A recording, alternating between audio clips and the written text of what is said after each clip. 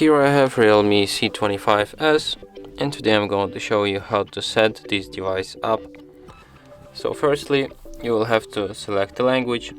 Let's speak, for example, English. Tap next, then select your region, tap next,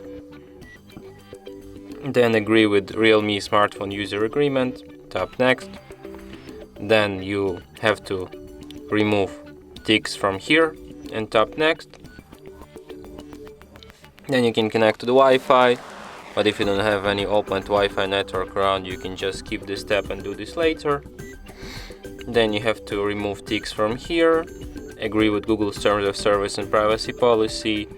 Then you can set up unlock method, but you can also skip this step for now and do this later in settings, or just don't do this at all. Then you can add your HeyTap account, but also you do this later. You can do this later. You can enable updates overnight feature, but also you can disable this feature as you wish. Then you can import data from your previous device. If you want to do this, tap here. If you don't want, just tap next. You can always do this anytime later, and your device is ready to be used. And that's it. Thanks for watching. If you find this tutorial useful, don't forget to hit that like button and subscribe to our channel.